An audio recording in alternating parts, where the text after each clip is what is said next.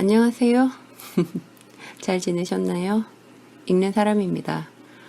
2023년에는 어떤 삶들이라는 비반려 고양이와 그들을 돌보는 사람들을 쌍으로 묶어서 이야기를 만들었었죠. 총 7개의 이야기였던 걸로 기억을 합니다. 그 책을 읽었었고요. 올해는 이 많은 고양이는 어디에서 왔을까라는 책을 읽고 있습니다.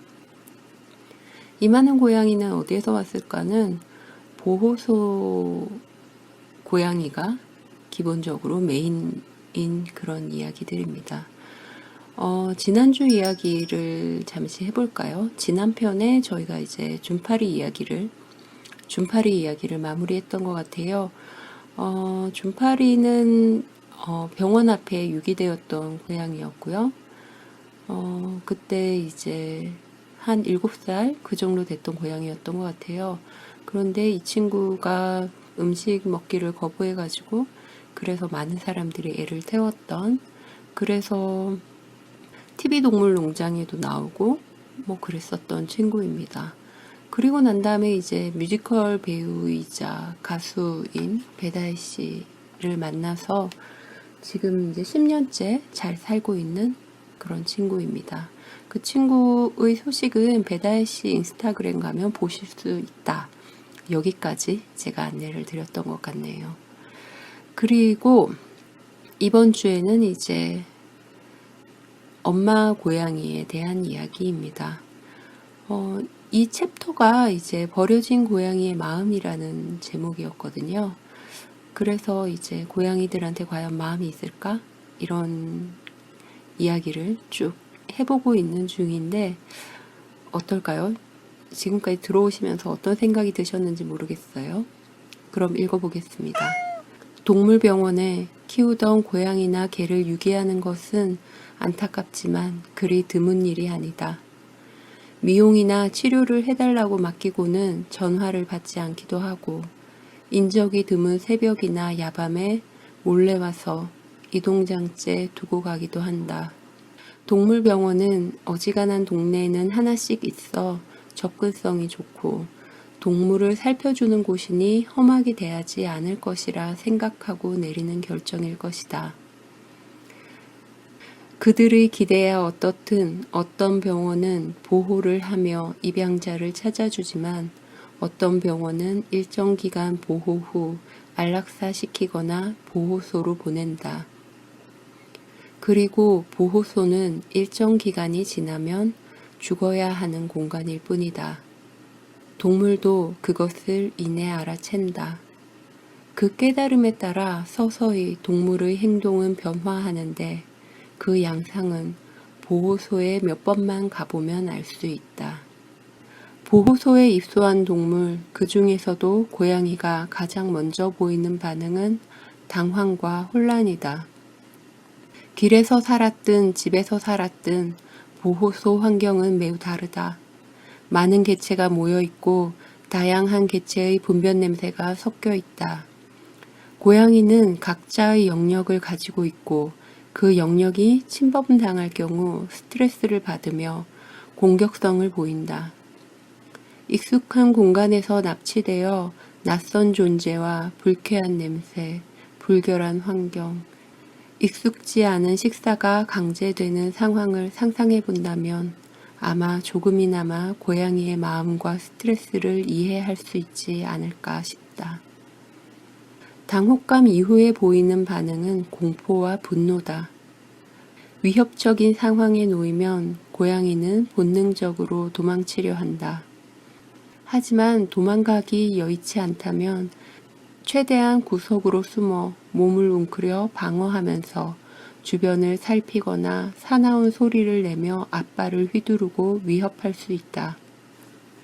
사람들은 이런 고양이를 사납고 공격적이라고 말하지만 사실 이런 행동은 공격이라기보다 겁에 질려 방어하는 것에 가깝다. 이때 일시적으로 음식을 거부하기도 한다. 한동안 공포에 질려 공격성을 보이던 고양이는 어느 순간 환경에 순응하거나 포기한다. 구조자나 자원봉사자가 뻗는 손길을 받아들이고 친화적으로 바뀌면 그나마 입양 가능성을 얻을 수도 있다. 하지만 포기한 고양이는 눈에 띄게 운동량과 식사량이 줄고 빠르게 병을 얻어 죽는다. 보호소의 고양이가 갈 수 있는 곳은 사람의 집과 하늘의 집 두 곳뿐이다. 이렇듯 생과 사의 굴레가 정신없이 굴러가는 보호소에서 소진 씨는 눈물 나는 고양이 가족을 만났다. 이미 집에 너무 많은 고양이가 있어 더 이상의 임보나 입양은 안 된다고 다짐하던 때였다. 햇살도 바람도 들지 않는 곳, 좁은 철장 안에 우르르 밀려 넣어져 아파도 약 한 번 제대로 받지 못하는 곳, 그곳에 새끼를 낳아 젖을 먹이는 어미가 있었다. 고양이도 얼굴을 보면 나이를 알 수 있다. 그 어미는 얼굴에 아직 어린 티가 남아 있었다. 등뼈가 툭 붉어질 정도로 말랐으면서도 죽음을 목전에 둔 채 제 자식을 돌보고 젖을 먹이는 어린 어미를 소진 씨는 차마 외면할 수 없었다. 이번까지만이라고 몇 번째인지 모를 헛된 마침표를 찍으며 그 가족이 든 이동장을 들고 나오는 바로 그 옆 철장 안에서 또 다른 어미가 새끼를 돌보고 있었다. 곧 안락사 당할 어미와 어미가 죽으면 자연사로 위장된 방치사를 당할 어린 것들. 발걸음은 그 자리에서 또 붙잡히고 말았다. 어떻게 하면 좋을까? 아무리 답을 구해도 결코 정답은 나오지 않는 질문이 있다. 그날 소진 씨가 마주한 질문도 그런 것이었다. 살려달라고 아우성치는 생명으로 가득한 보호소의 철장을 앞에 두고 어느 생명부터 꺼내와야 할지 묻고 또 물어도 끝끝내 옳은 답은 찾을 수 없었다.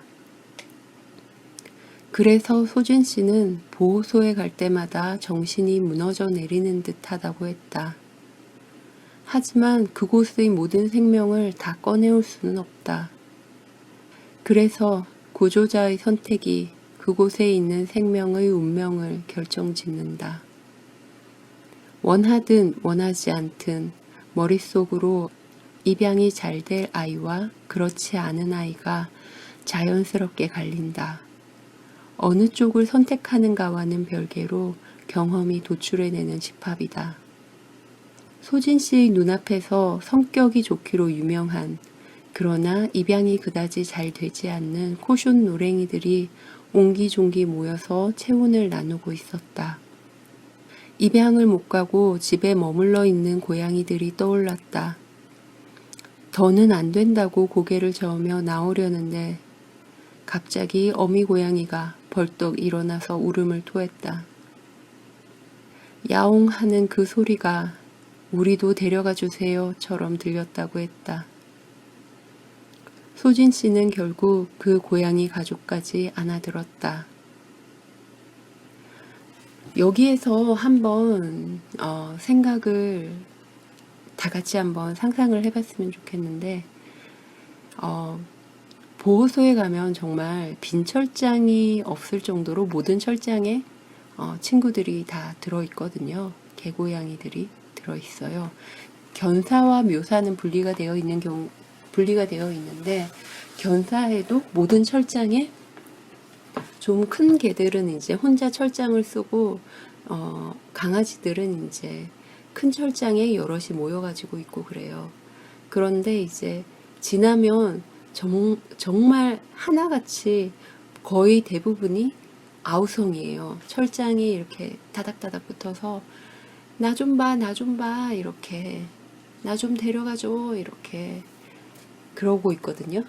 근데 이제 그 중에서 하나를 골라야 되는 거예요.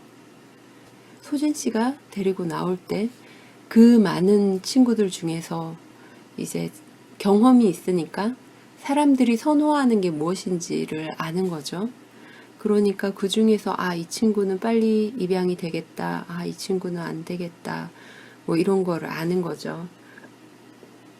그리고 아마 이때 소진 씨가 그 얘기를 하셨는지는 모르겠는데 기억이 안 나는데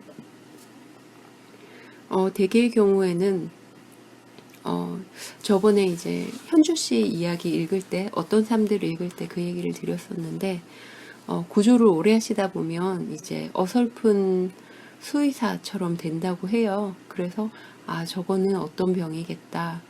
저거는 대략 비용이 얼마 정도 들겠다. 요런 게 계산이 선다고 하더라고요. 그러니까 이제 보호소에서 보면 구조를 했을 때 이 친구가 얼마나 빨리 입양을 갈지, 그리고 이 친구를 구조하면 자신이 얼마나 경제적으로 부담을 해야 할지, 그런 것들까지, 그리고 어떻게 돌봐야 할지, 간병을 어떻게 해야 할지, 이런 것까지를 고려를 해야 하는 건 거죠. 그런데 이제 그 많은 친구들 중에서 그 철장 안에 있는 다들 나 좀 데려가 주세요 라고 하고 있는 그 상황에서 골라야 한다는 게 얼마나 처참한 기분일까. 왜냐하면 이 사람들은 거기에 쇼핑을 하러 간 것이 아니잖아요. 이 사람들은 생명을 구하고 싶어서 간 거고 거기에서 할 수 있다면 모두 다 구하고 싶을 텐데 그 중에서 골라야 하니까 그거는 그리고 그 친구들을 모두 다 데리고 나올 수 없는 게 자신이 경제적으로 능력이 없거나 아니면 자기가 감당할 수 없는 만큼의 개체수가 될 거거나 아니면 노동력으로나 공간적으로나 그 친구들을 돌볼 수 없는 자신의 능력이라고 판단을 했기 때문이란 말이에요. 그렇기 때문에 한 거니까 그렇게 돌아 나올 때 얼마나 무력감이 들겠어요? 그죠? 그런 거예요. 그런데 이제 거기에서 그 무력감을 이기지 못하고 친구들을 데리고 나오면 이제 집에 점점 정체되는 개체들이 생기고 그러다가 쉼터가 되고 쉼터에서 잘못하면 이제 저번에 읽어드렸던 그 마산의 그 쉼터처럼 호더처럼 되는 겁니다. 그러니까 그 호더라고 해서 처음에 시작할 때부터 나는 호더가 될 거야 이렇게 하고 시작을 하는 게 아니라는 거죠. 보다 보니까 마음이 흘러가 버려서 어떻게 되질 않았던 거예요. 그런데 그렇게 본능적으로만 하게 됐을 때 일어날 일이 너무 크기 때문에 그렇기 때문에 이 동물 구조라는 건 감성적인 일이지만 분명히 반드시 이성이 수반되어야 하고 그리고 이 친구들이 10수년을 산다는 거, 20년 가까이 산다는 거, 그리고 그 20년 중에서 후반기의 일정 부분은 병원을 다녀야 될 것이고 동물병원은 상당히 비싸다는 거. 그걸 충분히 생각을 하면서 해야겠죠. 오늘은 여기까지만 할게요. 이게 지금 한 꼭지의 중간 지점인데 제가 업로드하는 분량을 좀 조절을 해보려고 하는 중이에요. 이만한 고양이가 지금 한 20분 후반대 그렇게 해서 계속 올라가고 있는데 너무 길지 않은가? 그런 생각이 들어서요. 들어보시고 괜찮으신지 어떠신지 알려주시면 그에 맞추도록 하겠습니다. 여기까지 들어주셔서 감사합니다. 다음에 또 봬요. 안녕.